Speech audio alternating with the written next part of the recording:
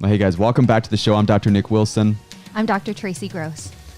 Hey, you guys are going to really like this episode where you get into a conversation about healthcare or sick care. Right. And it really is your family's health in the balance. You get to choose. Do you want healthcare or do you want sick care?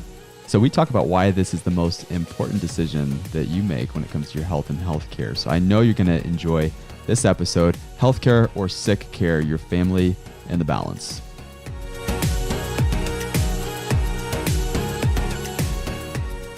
All right, Dr. Tracy. So we are talking about your health philosophy and why this matters so much, and actually why this is the number one predictor of success in your outcome when it comes to health. Now, that's a bold statement. Oh, absolutely. And a lot of people don't realize that every health choice you make comes from your fundamental belief. So we're really going to dig deep into what that means today. You and I were just talking about this and how this point right here about your health philosophy being the number one predictor of someone's success in health, how they can know exactly what to eat, know exactly when to eat it, know exactly what toxins are harmful to their body. They can have, a well-balanced spine and nervous system, exercise daily, and even have a strong mindset, just like a belief in themselves. But why is it that your health philosophy is then the number one determining factor of whether you get healthy or you're sick? Or I would say that you get led down this road of chasing symptoms, right? Mm-hmm. And it can be really a turning point in someone's life if they don't have a strong philosophical understanding before the crisis. And so let's talk about this, because this is the biggest point. And again, this is the point that people, it's easy to talk about how to lose weight. It's easy to talk about which foods to eat and which toxins to avoid, and how to have a better life. Yeah. People are attracted to that, I think. And people are like, all right, I can listen to that. Okay, why should someone listen to this point right here about philosophy and paradigm, and why does this even matter? Well, because every action comes from a belief, right? You're not going to do anything if you haven't settled in your heart, in your spirit, what you believe about your body. If you believe that your body is broken, that it is deficient, and that it needs something outside of itself, then what's going to motivate you to improve it and to lose weight or to eat well or make good health decisions? So it was interesting when COVID hit, when we had that reaction to COVID that we did a year ago, trying to reframe how I say that. It was interesting. Someone's paradigm, someone's philosophy, it became very apparent.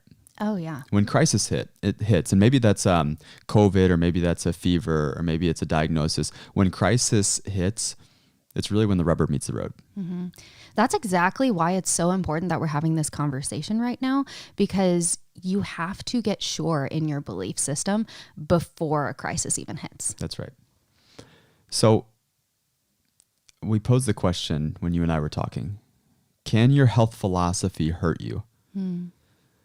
And I feel like it's very apparent that it can. And even bigger consequences, can your health philosophy hurt your family? Can it hurt your future generations? That's right. And that's why this, we talked about your family really is in the balance. And I don't want to dramatize this, but it's already dramatic. We don't have to actually dramatize this, but it's your family in the balance. And let me give you an example why. Right now, the average person fills 12 prescription medications every single year, right? Right now, we have 25% of our youth on some type of prescription medication. And this is not about whether drugs are right or wrong, but you and I both meet with patients, and, it's not that they're coming in saying, Doc, I'm on the list of medications and I'm doing great. It usually goes something like this. Doc, I'm on a list of these medications. I'm miserable. Is there a different road? Is there something different I can do? It's really that they're pursuing something different, and different from what they've been told, or different from the path that they're currently on. And it's usually out of desperation when that happens. Yeah. That's the number one reason I get for people coming into the clinic is because they've tried everything else and it's failed them, and they're in worse health than they were to begin with. And so they're looking for a better way. It's actually really exciting because more people are starting to wake up. More people are starting to realize that they need an alternative. And I would say not even alternative. They need the more natural route, the route that we were designed to take. A different approach.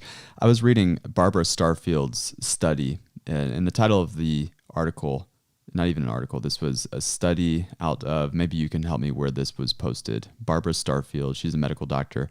Maybe you can pull that up in a second. But I was reading where we rank the United States compared to the rest of the industrialized countries. And I'll just give you, it was 13 countries that they studied.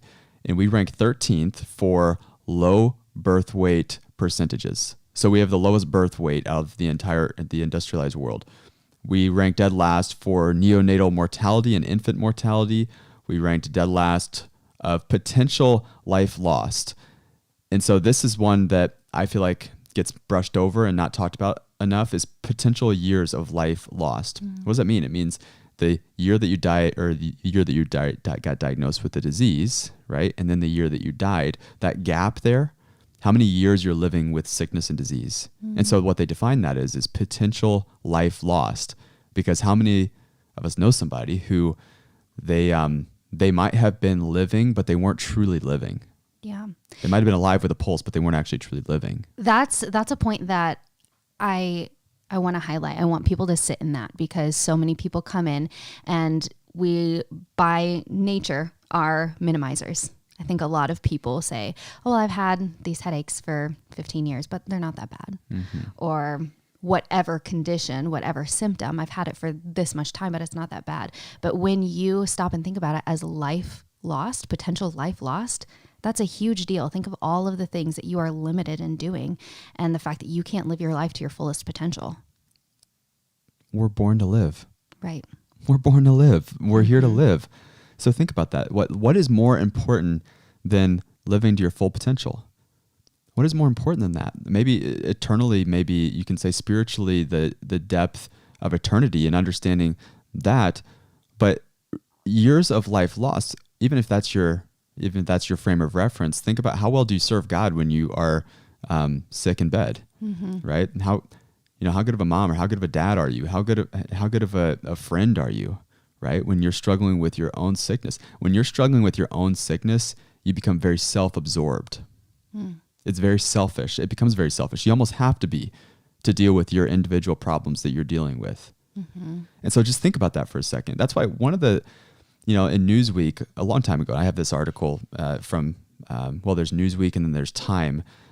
They ask what scares the doctors. So they interviewed all these doctors and they're talking about what doctors hate about hospitals. That was really the article, the Time magazine article. And I've got it in front of me here. And if you turn to this, what's really interesting, there's an article in here in Time magazine. They asked doctors, what scares you the most? And their answer, which I just showed you this, maybe you can speak to this. What was their answer? Here, read it right here. I'll show it to you. The answer is being the patient. Being the patient. So the title of the article, What Insiders Know About Our Healthcare System That the Rest of Us Need to Learn. And this was several years ago. And you think about the fact that when you understand this and you see this day in and day out, you see that, oh my goodness, what we're doing right now is not only not working, but it actually can be destructive if we do too much of it. Speaking of the Newsweek article, I have that article right here, and it's talking about medical procedures. So many of the interventions and the procedures and the tests and medications are absolutely not necessary. This Newsweek article says that common tests and procedures in medicine, they're not just expensive, but they can do more harm than good. So this allows us to circle back to our health philosophy and say, are we making these decisions? Are we choosing these interventions that are potentially not even necessary because we are living out of fear, or because we believe that our bodies are broken? Or is there a different way? Can we believe differently? Can we choose differently? In that Newsweek article, they say the one word that can save your life, right? The one word that can save your life. And we're dramatically turning pages here, so we're actually opening things up that do exist that you can find on your own. The one word that can save your life is no. No, it's no. It literally is just pull back, stop for a second, reassess, reevaluate. Where are we in this decision-making process? And is this an imminent, urgent problem where I have to throw some outside intervention on immediately to save my life? And for the vast majority of cases and the problems, listen, we can't speak to your individual situation, but we can say, oh my goodness, can we take a step back and reassess where we are right now? And it comes back to philosophy and paradigm. Yeah. And I think that's, if you take away one thing from this episode, I want it to be that you know that you have a choice. You absolutely can say no, because it is your body and you get to choose what you do with it. Whether that is to opt into the interventions, that's your choice. But if it's to choose a different way, you can also say no. So the idea that there's a one size fits all and there's only one choice, there's only one choice, there's only one route, really is not giving people the opportunity for a different way. And I don't want to say an alternative way, because there's the reality is nature was here first. You know, really that other way that we're talking about right now, let's just call it the outside in philosophy of trying to trick the body into health. The technology is better than nature. This idea that we can improve upon what the design is, that actually came secondary to nature. Nature, the universe, God, whatever you describe it, was here first. So really all that's alternative to nature and natural laws. And there's clearly an attack on the natural order right now, with the idea of synthetic beef being better than regular beef. I mean, come on, it's ridiculous. The idea that synthetic beef is going to save our planet if we all just ate synthetic beef. You might have seen this here recently. Bill Gates came out and said synthetic beef is better than regular beef, and we should do it to save the planet from climate change. Right. I don't even know how to respond to that. I don't think we need to. But there's a different way, and maybe even a different approach that says, and I'll read you principle number 20. This is principle number 20, and what that means when you hear principle number 20. There's these things called chiropractic principles that Dr. B.J. Palmer, who's the developer of chiropractic, he recognized that there are certain universal laws or natural principles that when we recognize these principles and live by these principles, that we live better. In essence, right? Yeah. Is that a decent way of saying that to the layperson? That's a great way of saying that. It's not just, this isn't like principles that the chiropractor recognizes and how he practices. This is also a universal laws of understanding. And principle number 20 says, is a living thing is in quotes, has an inborn intelligence within its body called innate intelligence. What is this innate intelligence, and what is innate health, this understanding of this? Because this is the game changer, understanding that there is a living thing, that humans, as people, living, breathing, that there is an inborn intelligence that runs and governs and controls us on a second-to-second basis, that we don't have to necessarily trick the body into doing what we think it should do at the time we think it should do it, because really, who are we to ever tell the body what it should do in the time that it should do it? And you can even simplify it down to the things that you do every single day to stay alive. You are not sitting there right now telling your lungs to take in air and assimilate oxygen and put them in your red blood cells and all that. Your body is doing that on its own. How is it doing that? It's because it has innate intelligence. Your body already knows how to do that. Similar to healing, if you were to get a cut on your arm, you don't have to tell your skin how to come back together and platelets to form and all of that. Your body does that on its own, and it's because it has innate intelligence. So we can look at that scenario and say that the body already knows how to heal. I think a lot of people would get on board with that idea. If we were to go up to a random person and say, hey, do you think that your body knows how to heal? I'd say almost 100% of people would agree with that. My son, one of my sons, Samuel, I have two, as you know. Samuel, the littlest, he's 4 years old, and trying to do a backflip on the trampoline at 4 years old because he saw his older brother doing it. It didn't end well, right? Landed straight on his face, scraped his nose, blood coming off his nose, the whole deal. Comes off the trampoline, crying, and when the tears are all dried up and everything else, says, "Don't worry, Dad, it's going to heal." Oh. Right. The understanding that it's going to, and it did heal, and it healed so fast. It's crazy. Like kids heal rapidly, like so quickly. Like kid falls down, scrapes his knee. Oh my gosh, that's healed in like 3 days. It's incredible. Scab, the whole deal. And when a baby is born, we say it's a miracle of life. It's just a miracle. Like it isn't just a miracle, like how this whole thing happened. Well, that miracle didn't leave you. Miracle is still inside of you. You know, we say things like, you know, the greatest doctor in the world lives right inside of you. These are things that we tell our patients. The greatest doctor in the world lives right inside of you. Well, that doesn't change, right? The greatest doctor in the world is not some doctor who come up with new technology somewhere in, you know, in Australia or at the Mayo Clinic or at the Cleveland Clinic. The greatest doctor in the world lives right inside of you.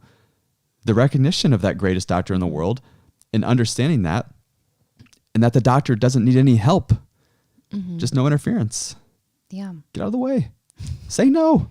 Let's stop doing some of the things that we're doing that causes destructive and interference. And I would say the destructive behaviors that will cause interference. Yeah. Get out of the way. Stop poisoning yourself, as an example. Right? Stop eating foods that cause interference. Like allow your body to function and heal at its best by minimizing some of the things that are interfering with the body's innate ability to heal. Yeah. I think like I said, a lot of people would get on board with that. A lot of people would agree that the body knows how to heal. But it's when we get to the bigger things, like we talked about at the top of the episode, of when crisis mode happens. Where along the way do we forget that? Where along the way do we go sideways about this? And it's that fork in the road that you don't recognize that it's a fork in the road. It's that fever that your child has. That's so easy just to reduce, just to whatever. It's that when that child has an ear infection, and it's a viral ear infection, the vast majority of the time. Now, that's not like 51%. We're saying the vast majority of the time. It's like in the 90s% that it's viral when your child has an ear infection. And yet that fork in the road is, here's this pill, this antibiotic. And the pediatricians have said, yeah, we're giving them an antibiotic because we know that's not going to treat the ear infection because it's viral, the vast majority of them. But we can't have our patients not leaving with something. Like they've got to go fill up something. Like they're not going to feel like we've done a good job if they're not leaving with something. And it's the assumption that antibiotic is not going to destroy the microbiome, not going to affect the immune system, not going to affect the gut.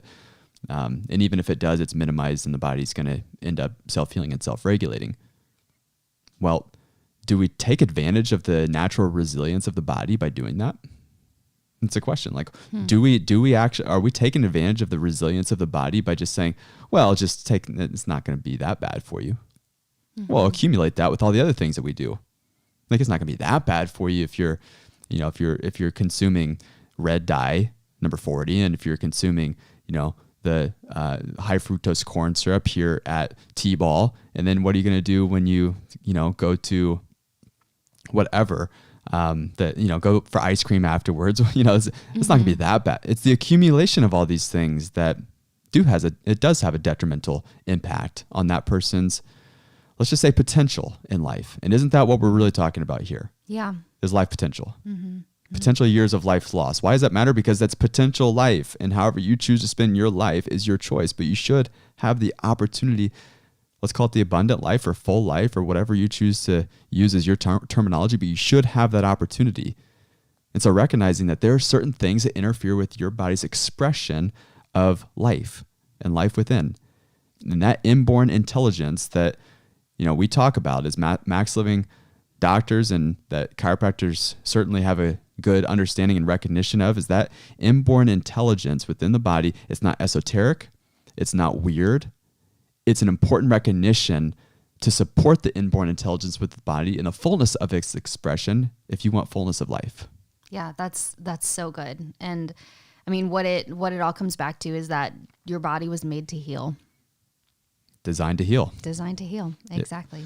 So innate health, understanding of innate health, it's more about, if we're going to treat something, treat the cause, not just the symptom. Treat the cause, like find the cause, remove the interference there and let the body heal. Right, right. Because innate intelligence is inside of us.